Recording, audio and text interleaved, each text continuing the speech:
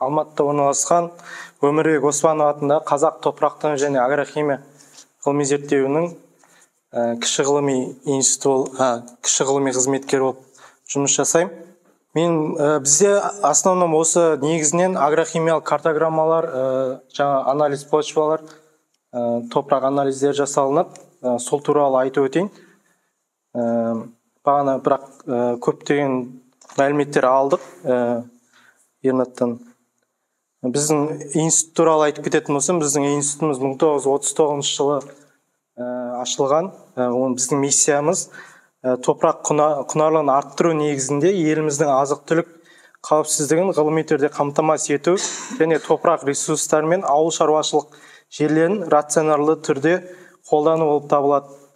Біздің міндеттеріміз топырақ түзілу заңдылығын зерттеу, газ технологиялардың негізінде топырақ жамылғысының қазіргі жағдайын бағалау және бақылау болып саналады. Топырақ анализ туралы айтып кететін болсақ, біз ең алдымен заңды тұлғалардың келісім шарты бойынша электрондық порталда, қолдау KZ деген сияқты порталдарда сіздердің жерлеріңіздің кадастрлық нөмірлері арқылы мәліметтер алынады. Болмаса прямой сіздер арқылы, сіздердің кадастрлық нөмірлеріңіз арқылы сіздердің участоктарыңызды, яғни жерлеріңізді тауып, біз сонда өзіміздің поляға шығатын нелеріміз арқылы, бағдарламаларымыз арқылы не сызып аламыз, полигондар. Одан кейін біз поляға шығып, бұрғылау арқылы, болмаса автоматтандырылған бізде бурлар да бар.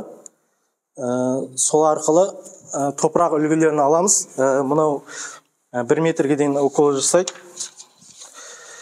Оны топырақты алып болған соң, біз оны өзің институтымызда бізде аккредиттелген не бар, зертхана бар. Сонда әкелеміз, онда барлық негізгі элементтерді және макро элементтердің барлығын анықтап береді сіздерге керек. Және тұздылығын, су сүзіндісі дейді осы, водный вытяжка. Соның барлығын анықтайды. Және анықтап болғаннан кейін сіздерге осындай алынған мәліметтердің көмегімен осындай картограммалар жасалып беріледі. Осы участоктерде, мысалы, мынау Отырар ауданында жасалған картограмма. Мұнда азот, фосфор, калийдің дәрежелері көрсетілген. Осы дәрежелер арқылы сіз поляңызда, алқабыңызда қандай элементтер жеткілікті, қай жерінде аз, қай жерінде көп екенін біле аласыз. Және тұздылықтың да картасын жасаймыз. Бізде ол тұздылықтың картасы 1 метрге дейін жасалынады, яғни 0,20, 20-50, 50-100 сантиметрде әр қабатта су сүзіндісі арқылы анықталады. Мұнда Шәуілдір суармалы алқабының топырақ картасы көрсетілген. Яғни бұл GIS бағдарламалары арқылы космоснимиктер дейді, спутниктік снимиктермен көрсетілген. Біздің ғалымдар осыны көрсеткен. Топырақ өңдеу технологияларымен тыңайтқыш қолдану тиімді жүйелерін жасаған негізі. Қант қызылшасы республикамыздың оңтүстік және оңтүстік шығысы суармалы аймақтарында басым бағытқа ие дақыл болып саналады. Бұл аймақтың топырақ, биоклиматтық және өндірістік әлеуеті дақылдың өсіп-өнуіне толық мүмкіндік береді. Қант қызылшасы ең құнды дақылдардың қатарына жататын, бәріміз білеміз, одан қант алады. Және қанттан бөлек оны жинау кезінде мал азығына жаңа сүрленген және кептірілген түрінде қолданылатын дала қалдықтары алынады. Оларға жапырақтар, бастардың ұштары және тамыр құйрықтар жатады. Біздің еліміз дүниежүзі бойынша қант өндіру жағынан, қант қызылшасын өндіру жағынан 10-шы орында алып тұр. Ол егістік көлемі ел бойынша 12.085 гектарды алып тұр. Ол бір адамға шаққанда 18,9 килограмм өнім береді. Қант қызылшасы негізінен ашық қара қоңыр топырақтарда егіледі. Ол гумус қабатының қалыңдығы 50-60 сантиметр болады, және гумус мөлшері 1,5-2,5%, ал азот құрамы 0,11-0,18% болады.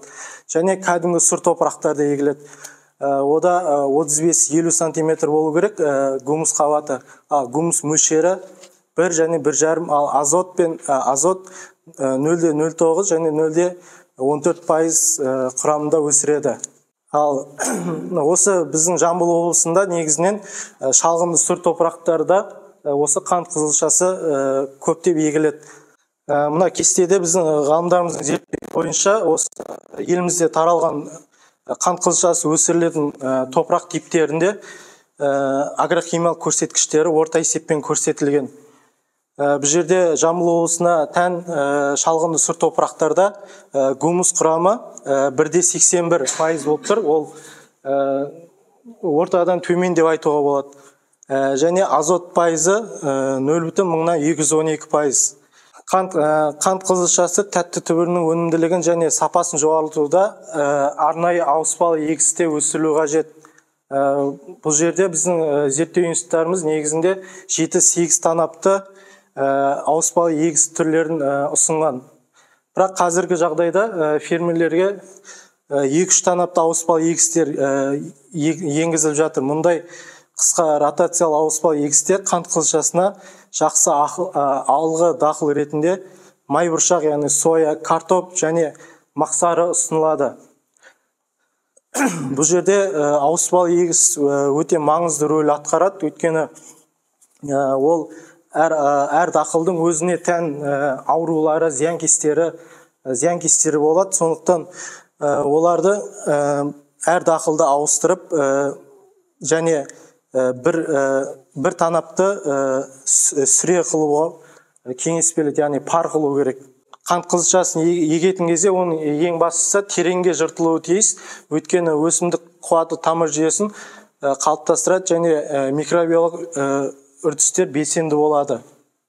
Қант қызылшасын танауының топырағын өңдеу негізгі және тұқым себер алды өңдеулерден тұрады.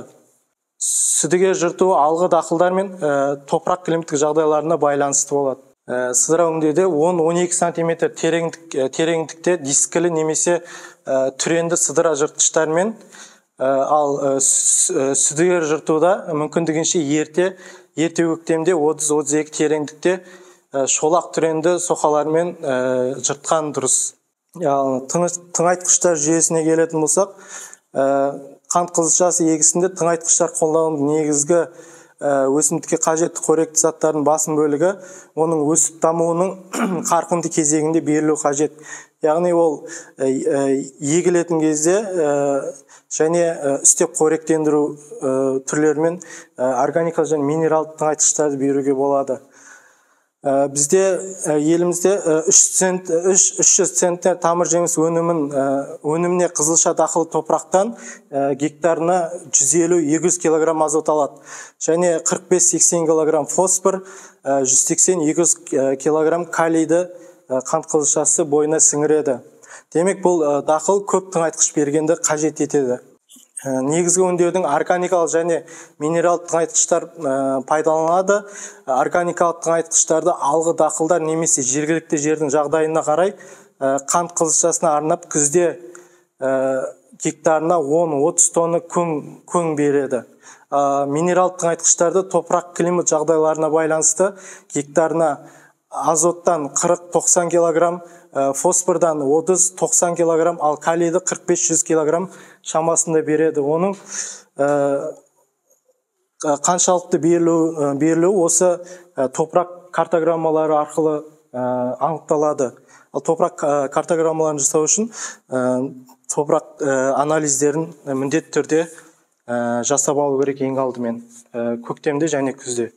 Бұл біздің ғалымдардың қойылған тәжірибелерінде топырақ типтеріне қарай фосфор тыңайтқыштарының кеткен мөлшерлері. Мысалға, бұл жерде бізге тән Жамбыл облысында кең тараған шалғынды сұр топырақтарда 120 килограмм себілген жағдайда көбінесе жоғары өнім алған.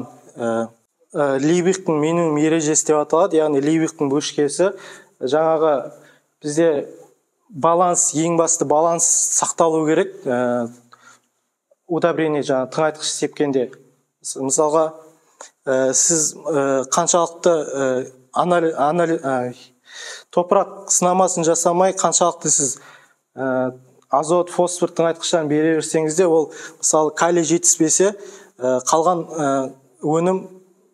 өнім полиом басқаша болады, төмен болады деуге болады.